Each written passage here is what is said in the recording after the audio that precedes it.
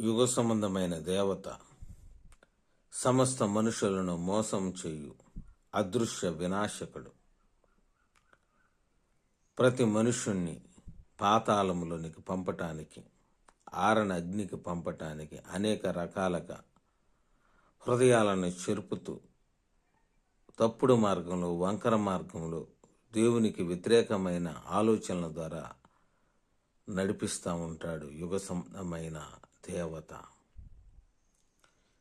యుగ సంబంధమైన దేవత యొక్క ప్రభావంలో ఉన్న వ్యక్తి తనను తాను గ్రహించలేడు. తాను ఏ మార్గంలో అయితే నడుస్తూ ఉన్నాడో ఆ మార్గంలో ఉన్న లోపాలను గుర్తించలేడు. ఒకవేళ గుర్తించినా తన మనసుకు తాను సర్ది చెప్పుకుంటూ ఉంటాడు.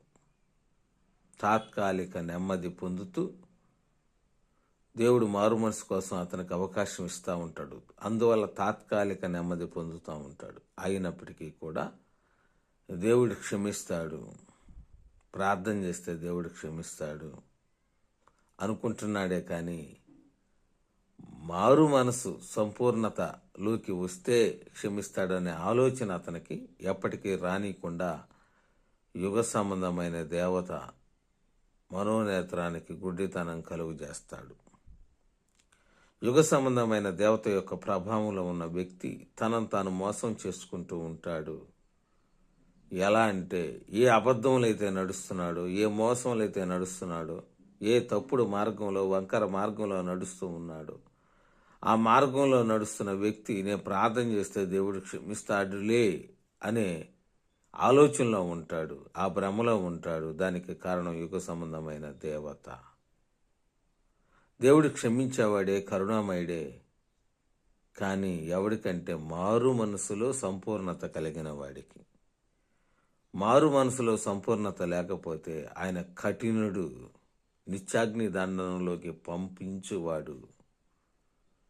ఈ విషయాన్ని గ్రహించాలి.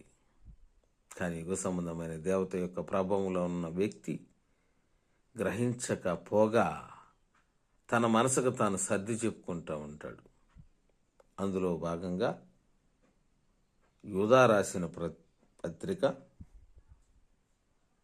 4వ వచనాన్ని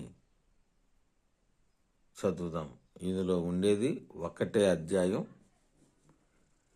ఈ ఒక్క అధ్యాయంలోనే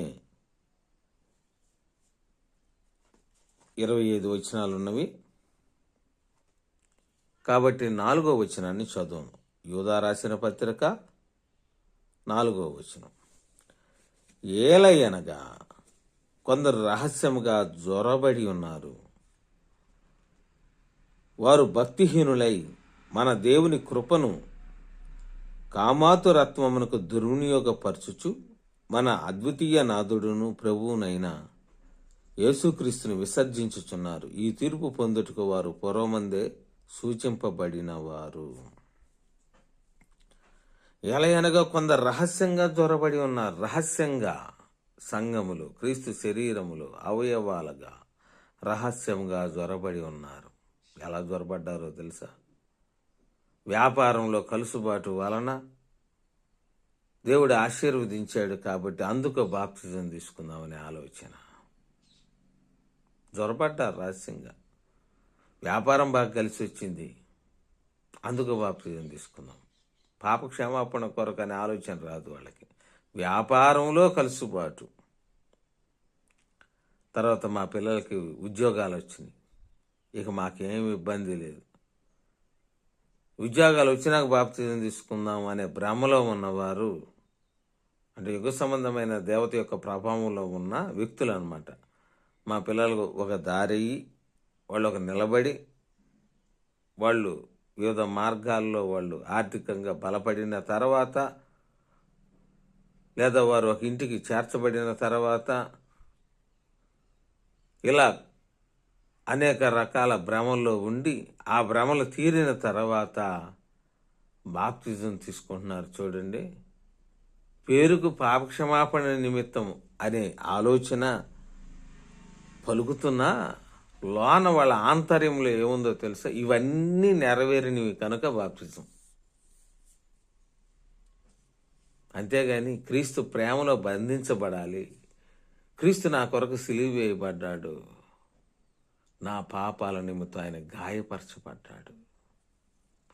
ఆయన ద్వారానే నాకు సంపూర్ణ రక్షణ, నా ఆత్మకు విమోచన, ఆత్మ పరలోకానికి చేర్చబడటానికి ప్రధాన కారణం క్రీస్తే మార్గము, క్రీస్తే జీవము, క్రీస్తే సత్యము అనే ఆలోచన లేకుండా ఏదో కుటుంబంలో గర్భాన పుట్టిన పిల్లలు ఉద్యోగాల్లో ప్రవీణులయ్యారని, ఆడపిల్లలైతే వాళ్ళకి మంచి కుటుంబాలకి వాళ్ళని పంపించామని, వివాహాలలో మంచి కుటుంబాలకు వాళ్ళని ఒక దారి చేసి ఒక మంచి కుటుంబాలకు పంపించామని, ఇలాంటి ఆలోచనలు అన్నీ నెరవేరిన తర్వాత, వ్యాపారాలలో బాగా వృద్ధి చెందిన తర్వాత, బాగా కలుసుబాటు అయిన తర్వాత, లేదా పెళ్లి కుదిరింది కాబట్టి ఆ పెళ్లిలో బాప్తిజం అంటే ఆడ పలుకుతున్న మాటలు పాప క్షమాపణ కొరకు బాప్తిజం తీసుకుంటున్నామని ఆడ పలుకుతున్నా దానిలో సంపూర్ణత లేదు. ఎందుకనంటే నీ హృదయంలో మూలం ఆత్మ పరలోకంలో ఉండటానికి నాకు పాప క్షమాపణ కావాలనే లేదు. ఇవన్నీ నెరవేరినవి కాబట్టి అందుకు పాప క్షమాపణ అవసరము.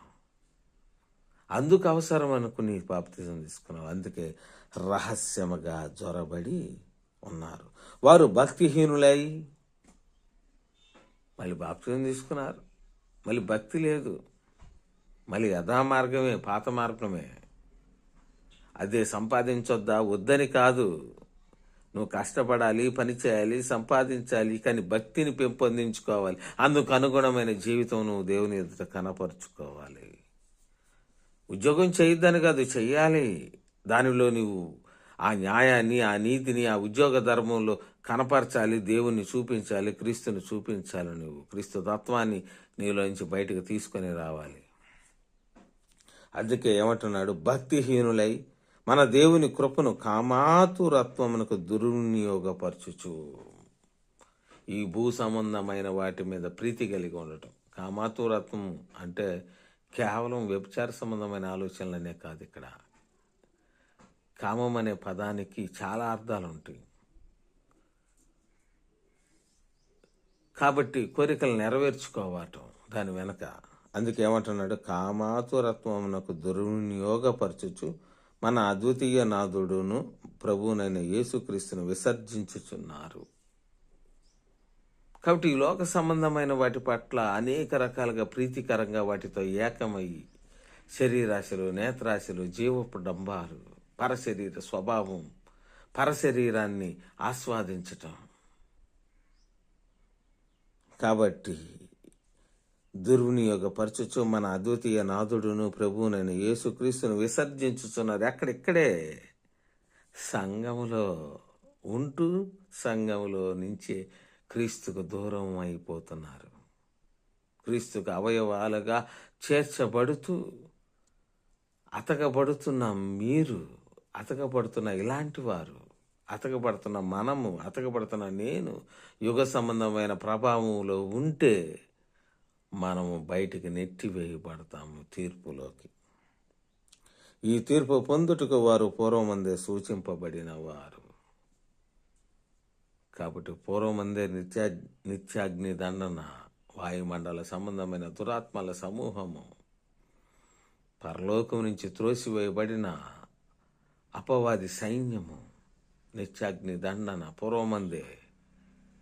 కాబట్టి ఆ యుగ సంబంధమైన దేవత ప్రభావంలో ఉన్న మనందరము దానితో ఏకీభవించాము. కాబట్టి మన కొరకు నిత్యాగ్ని దండన పూర్వం నుంచి ఎదురు చూస్తుంది. ఒకవేళ మనలో అలాంటి లక్షణాలు ఉంటే మనందరం మార్చుకుందాం. తెలుసో తెలియకో బాప్తిజం తీసుకున్నాం మనం అందరం. మనలో ఎవరైనా అలాంటి వారు ఉంటే ప్రభు దగ్గర పశ్చాత్తాపడి సరిచేసుకొని ఎందుకు బాప్తిజం తీసుకున్నావనే పరమార్థంలో నీకు వచ్చి సంపూర్ణతలోకి, మారు మనసులో సంపూర్ణతలోకి రావాలి. సరిచేసుకొని ఆ బలలో చెయ్యిస్తే చాలు. ఆ బల్లారాధనలో రొట్టె ద్రాక్షారసంలో పాలు పొందితే చాలు. మళ్ళీ బాప్తిజం అవసరం లేదు. మళ్ళీ బాప్తిజం అంటే ఇక రోజుకొకరు చెబుతారు తీసుకోమని కాదు. సరి చేసుకుంటానికి ఒకటే మార్గం. బాప్తిజం తర్వాత నీ ఆలోచనలు సరిచేసుకుంటానికి, ఎందుకు తీసుకున్నావో తెలియకపోతే సరిచేసుకుంటానికి, తీసుకున్న తర్వాత వక్ర మార్గంలో నడిస్తే సరిచేసుకుంటానికి, నువ్వు పరిపూర్ణతలకు రావటానికి ఒకటే మార్గం. అది బలారాధంలో రొట్టె ద్రాక్షారసం. అది క్రీస్తు శరీరానికి రక్తానికి సాదృశ్యంగా ఉండి నిన్ను నిత్య జీవానికి నడిపిస్తుంది. కాబట్టి మనం ఆ రహస్యంగా జ్వరపడిన వారిలో ఉండకుండా నీతిమంతుల జాబితాలో మనల్ని మనం స్థిరపరచుకోవాలని కోరుకుంటూ దేవుడి కొద్ది మాటలు దీవించును గాక. ఆమెన్.